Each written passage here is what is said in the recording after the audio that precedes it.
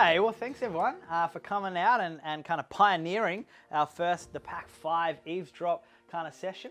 It's kind of cool, a bit unknown, so we'll see what kind of happens as we kind of roll through this, but just a chance to kind of chat a little bit about kind of life and how you as kind of teenagers reflect on life. It's been a bit of a new kind of week this week, I guess, in lots of ways, with everyone back at school. I think a few of you back for a little while, but you're all back now, is that right?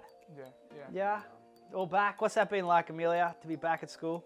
It's not that great, I don't think.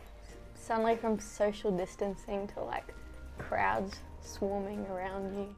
Yeah. Did you like schooling? Very, very much. Yeah, so for our learning at home, we were sitting in three different rooms, obviously, because with two siblings. Oh my goodness.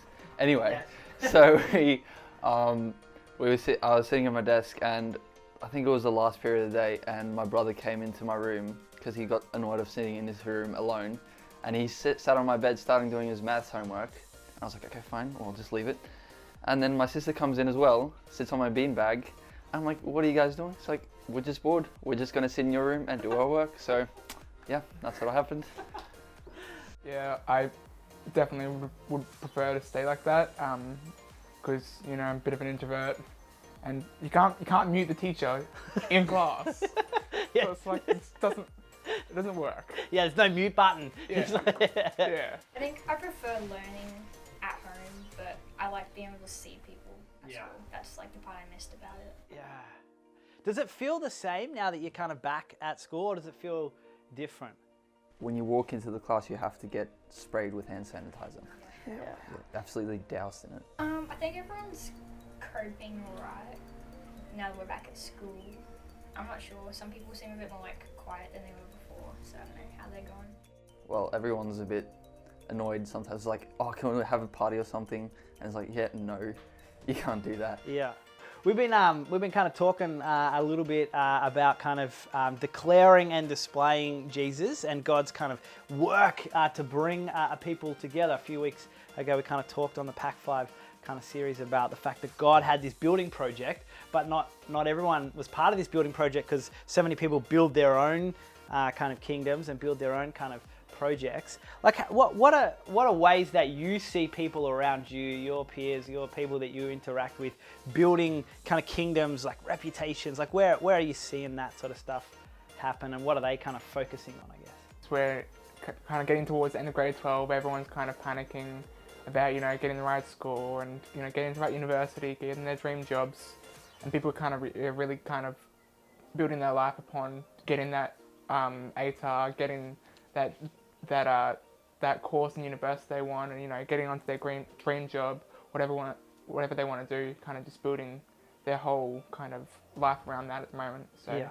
We're dropping assessments, so it's all like kind of we don't know anything, and we're just kind of confused.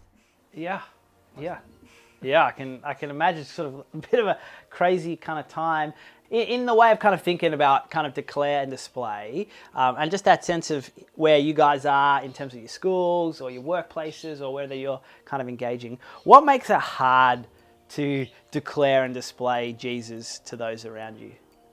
the first thing would probably be the general prejudice against Christians, the pre-thought up concepts of how they think, how they act, the whole holier than thou concept. Everyone thinks that Christians think that they're better than everyone else and that they should get more respect and they should have their way and whatnot. That's probably one of the main factors for me, kind of having that a bit of a fear factor there. It's just people not listening, it takes courage to tell people and then they don't listen, they don't take it in. Yeah. So that's the main thing for me. Yeah. I feel like with this coronavirus thing, if you were to try and explain it to someone, it would be a bit hard because they go back to that question, is like, if God's real, why would he let this happen? Something like this happen, like the coronavirus, and let everyone suffer. Yeah.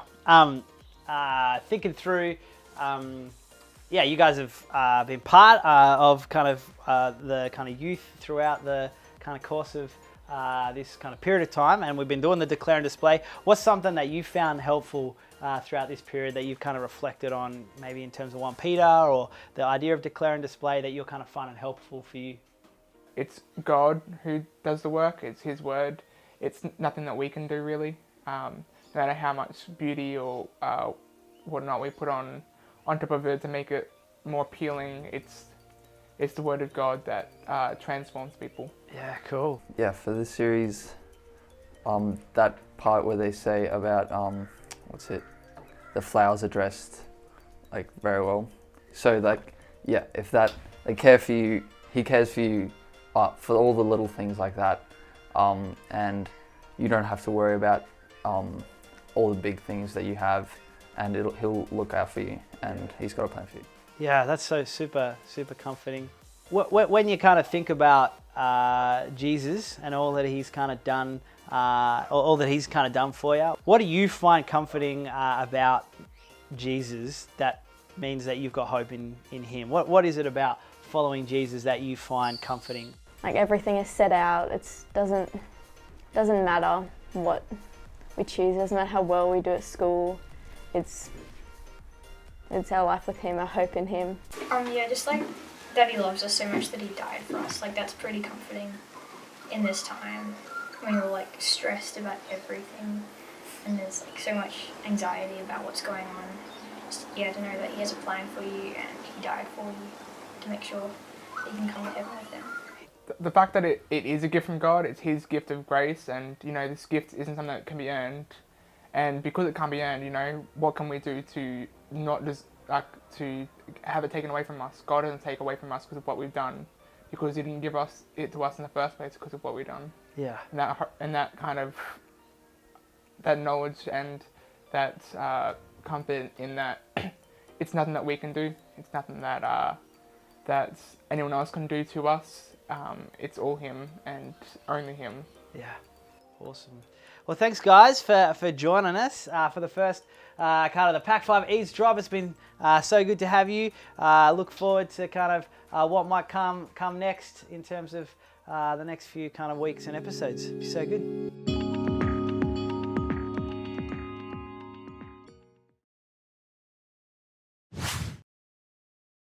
Hey everyone, thanks for watching our latest video. It's been great to be with you. It's been awesome. Please like and subscribe, and maybe check out some of our other content. That'd be awesome. And we'll see you guys next week. Awesome. Thanks, guys.